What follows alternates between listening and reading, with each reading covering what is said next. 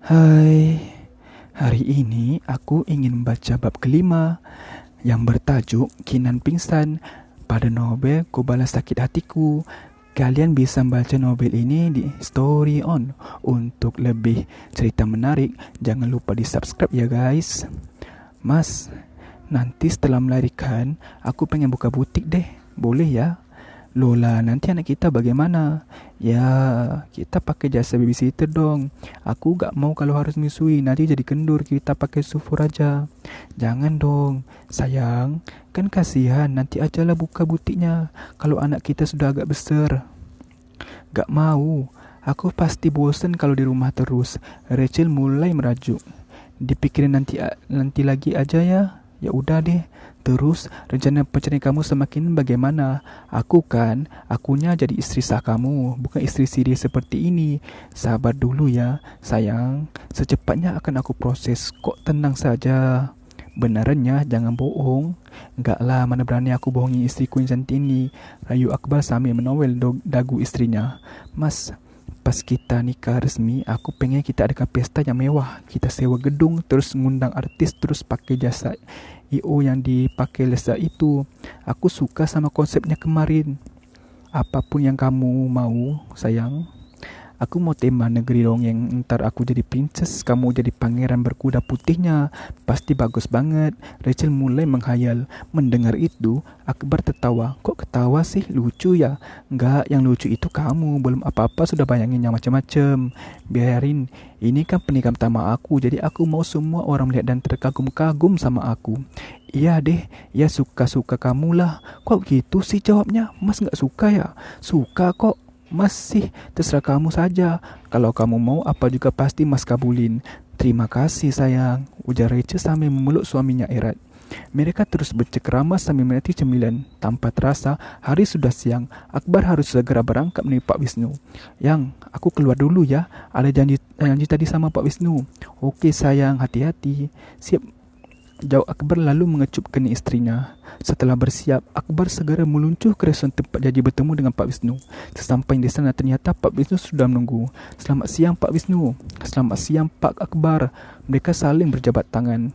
Lalu duduk berhadapan. Bagaimana Pak Wisnu? Ini data yang Bapak minta. Jawab Pak Wisnu sambil menyerahkan sebuah map. Akbar membuka map tersebut dan membaca isinya.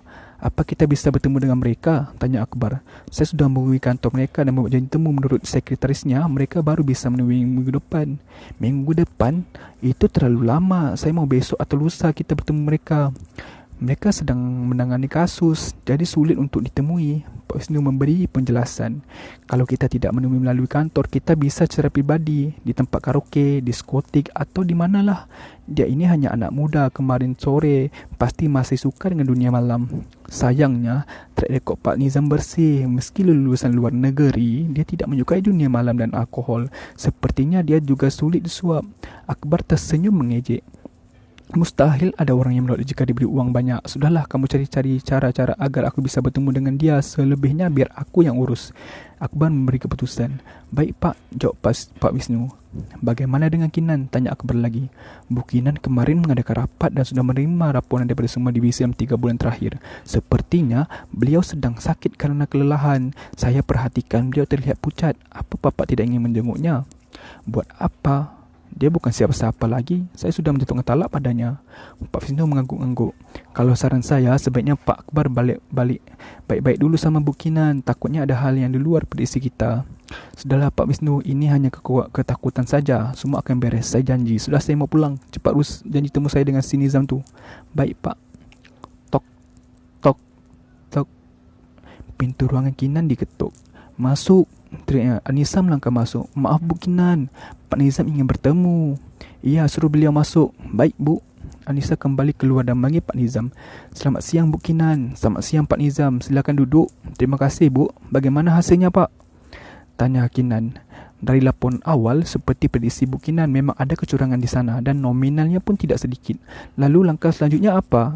Kami akan melakukan penelusuran lebih lanjut. Dana tersebut akan ada yang tarik tunai, ada juga yang masuk ke beberapa rekening. Beri kami waktu 2 minggu. Kalau tidak ada kendala, kita sudah bisa menemukan tersangkanya. Baik Pak Nizam, saya percayakan masalah ini kepada anda. Baik Bu, terima kasih. Kalau begitu saya permisi. Selamat siang. Mereka berjabat tangan. Selamat siang Pak Nizam. Kinan mengantar Pak Nizam hingga ke pintu. Saat hendak membuka pintu, tiba-tiba kepalanya terasa pusing. Dia yang tidak siap akhirnya terjatuh. Sebelum benar-benar kehilangan kesedarannya, Kinan merasakan seorang menangkap tubuhnya dan memanggil-manggil namanya. Setelah itu semua menjadi gelap. Nizam membopong tubuh Kinan dan menidurkannya di sofa, kemudian memanggil Anissa. Tak lama kemudian, Anissa datang. Mereka berusaha menyadarkan Kinan dengan menepuk pipinya dan memberi minyak kayu putih. Tak lama kemudian, perlahan Kinan mulai membuka matanya. Bu Kinan, ibu bisa mendengar saya? Tanya Anissa.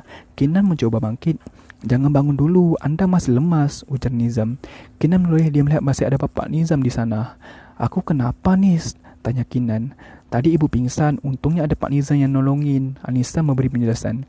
Kinan mencoba bangkit lagi dengan dibantu Anissa. Terima kasih Pak Nizam atas bantuannya. Sama-sama Bu. Bu Kinan gak apa-apa. Apa perlu saya antar ke rumah? Tanya Nizam. Gak usah Pak, saya gak apa-apa, kok hanya kecapekan saja. Baiklah kalau begitu, saya permisi, selamat siang. Selamat siang Pak. Setelah Nizam pergi, Kinan mencoba bangkit. Ibu mau apa? Biar saya ambilkan. Ibu istirahat aja dulu. Tolong ambilkan tas dan ponsel saya di meja. Baik Bu, tolong juga cancel semua jadual saya hari ini. Saya mau pulang. Kalau ada yang harus ditangani, antarkan saja ke rumah. Baik Bu, saya antar ke bawah ya. Iya, ayo. Beringin mereka melangkah menuju lift. Pak Firman sudah pulang, Nis. Sudah Bu, tadi pergi setelah mengantar Pak Nizam ke ruangannya. Beliau langsung pulang. Ada janji dengan klien katanya. Ada yang perlu disampaikan. Anissa memberi penjelasan. Besok pagi suruh beliau menunggu saya di kantor. Baik Bu. Sesampainya di rumah, Kinan langsung merebahkan badannya. Dia benar-benar lelah. Tak lama kemudian dia tertidur. Sore harinya, dia terbangun dengan badan yang sedikit segar. Segera dia menuju ke kamar mandi untuk berendam. Cukup lama dia berendam, membuatnya tubuhnya terasa rileks.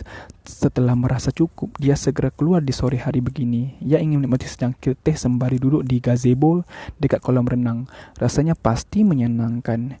Kinan segera turun dari kamarnya dan mendengar suara ribut-ribut di depan. Kinan, seorang memanggil namanya. Begitu dia menjejakkan kaki di tangga terakhir, Kinan menghentikan langkahnya.